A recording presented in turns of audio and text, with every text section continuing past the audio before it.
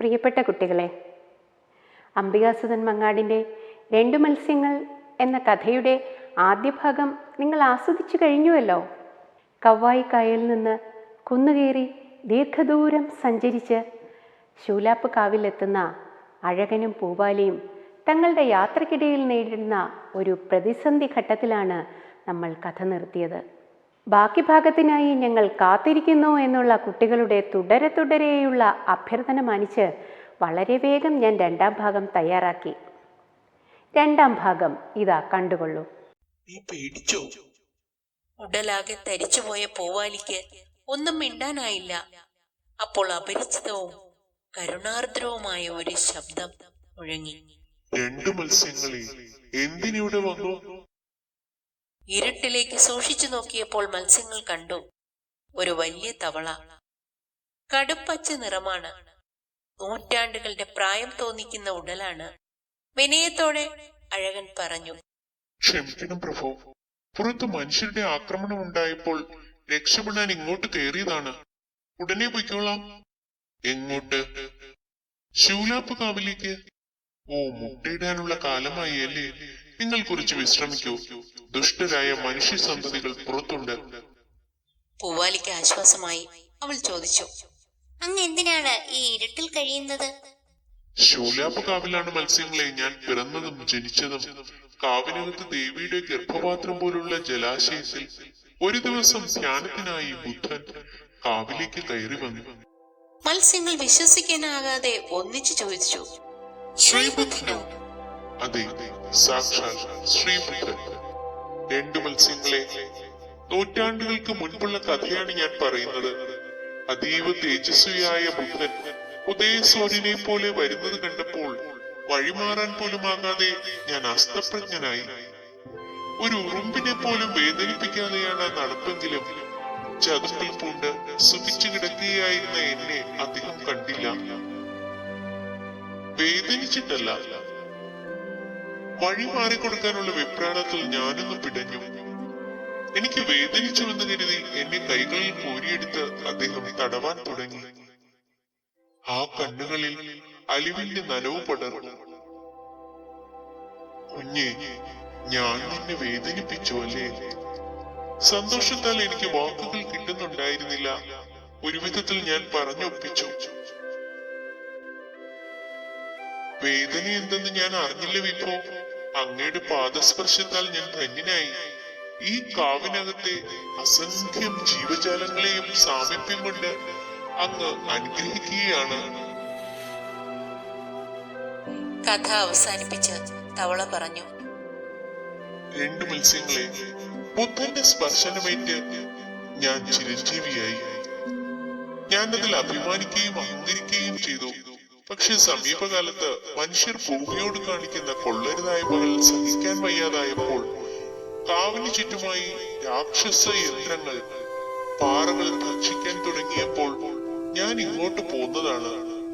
നീണ്ട മൗനത്തിന് ശേഷം ക്ഷോഭത്തോടെ തവള ചോദിച്ചു, മനുഷ്യൻ മാത്രം ബാക്കിയാകുന്ന ഒരു സങ്കല്പത്തെയാണോ വികസനം എന്ന് വിളിക്കുന്നത്? അഴകൻ വേവലാതിപ്പെട്ടു. വികസനമോ? അതെന്താ? ഞങ്ങൾക്കിതൊന്നും മനസ്സിലാകുന്നില്ല.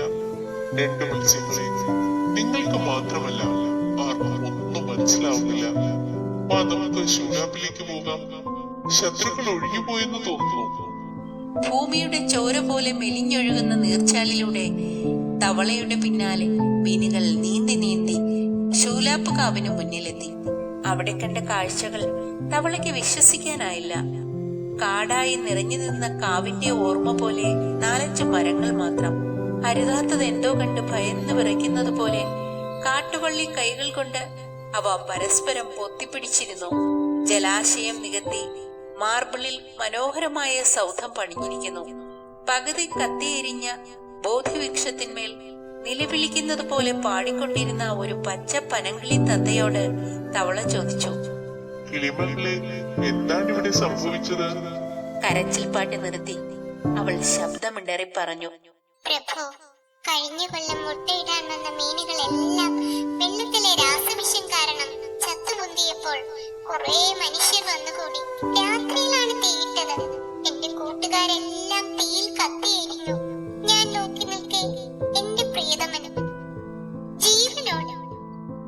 ചീന്തുന്നത് പോലെ കിളിമകൾ വീണ്ടും കരച്ചിലായി.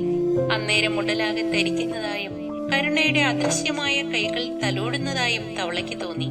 ബോധോദയത്തോടെ തവള ഉരിയാടി. രണ്ടു മത്സ്യങ്ങളെ, ഇതാ മരണം എന്നെ അനുഗ്രഹിക്കുകയാണ്.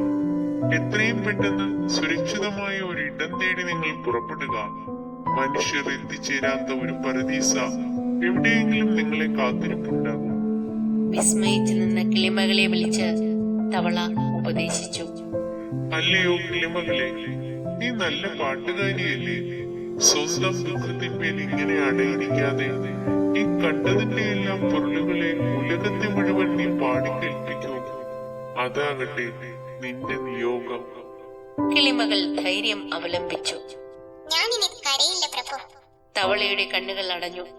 ശരീരം നിശ്ചലമായി. പൂവാലിക്ക് സങ്കടം നിയന്ത്രിക്കാനായില്ല. അവൾ വിതുമ്പി കരയാൻ തുടങ്ങി. അഴകൻ സമാധാനിപ്പിച്ചു. പൂവാലി, കരയാനുള്ള നേരമല്ലിത്. നമുക്കുടനെ പുറപ്പെടണം. മണ്ണിൽ എവിടെയെങ്കിലും ഉണ്ടാകും ജീവനെ കുളിരണിയിക്കാൻ നിറയെ വെള്ളമുള്ള ഒരിടം. ഇരു മത്സ്യങ്ങളും ചെകിളപ്പൂക്കൾ വിടർത്തി ആവുന്നത്ര പ്രാണവായു ഉള്ളിലേക്ക് വലിച്ചു. കിളിമകളോട് യാത്ര പറഞ്ഞ് വെള്ളം വറ്റിത്തുടങ്ങിയ പാറയിടുക്കുകളിലൂടെ അവർ യാത്ര തുടങ്ങി.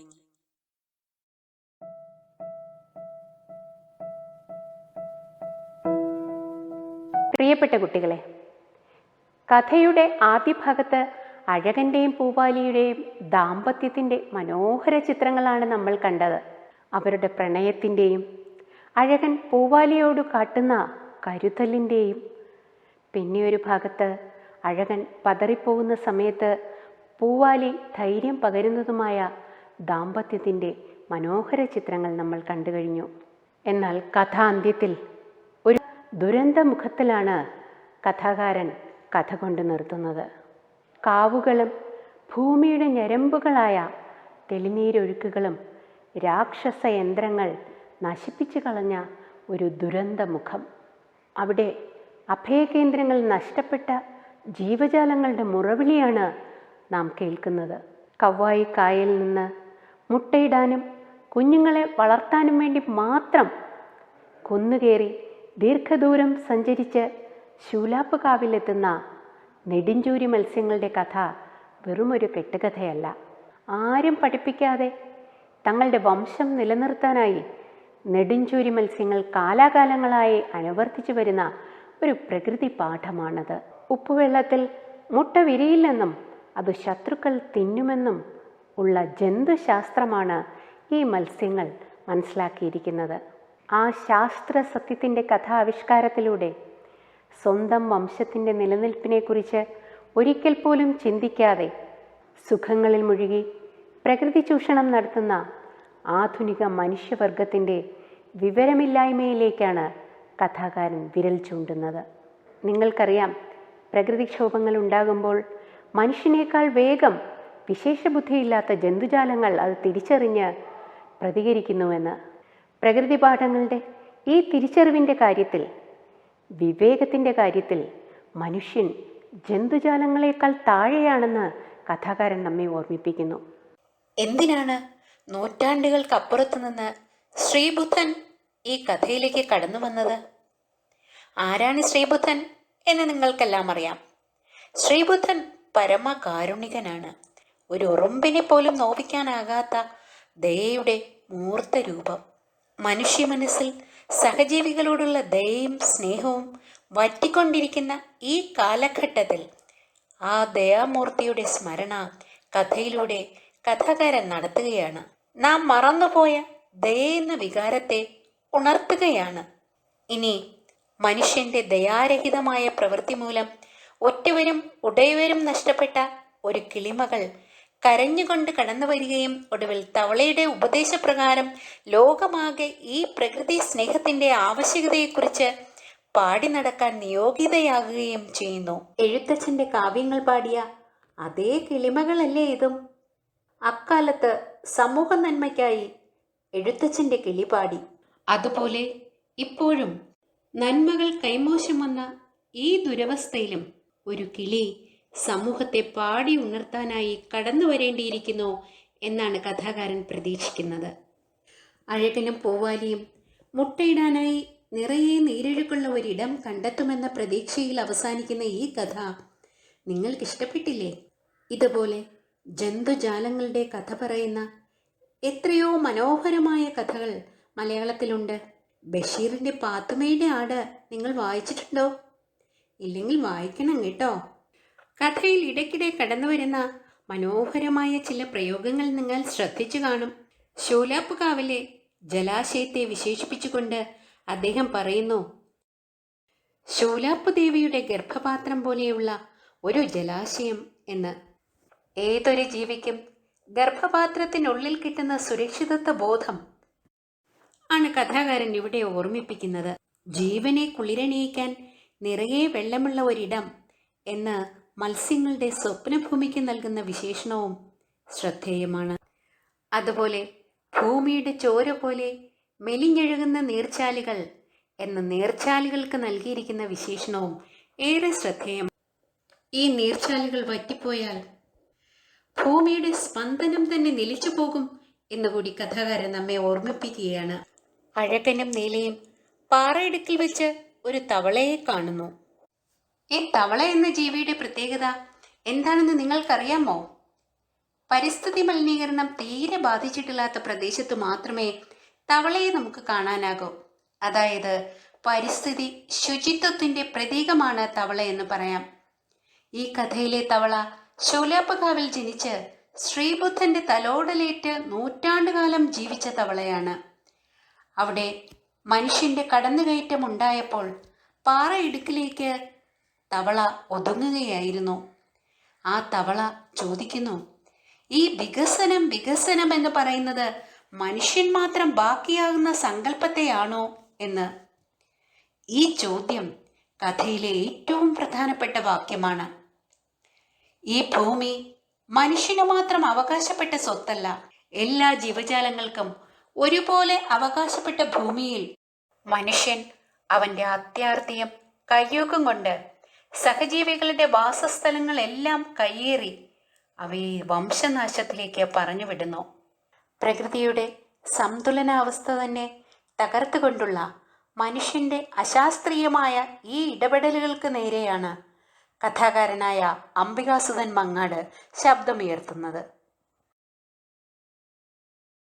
നാം ജീവിക്കുന്ന ഭൂമി നമ്മുടേത് മാത്രമല്ല, സകല ജീവജാലങ്ങൾക്കും അവകാശപ്പെട്ടതാണ് എന്ന സത്യമാണ് കഥാകാരൻ വിളിച്ചോതുന്നത്.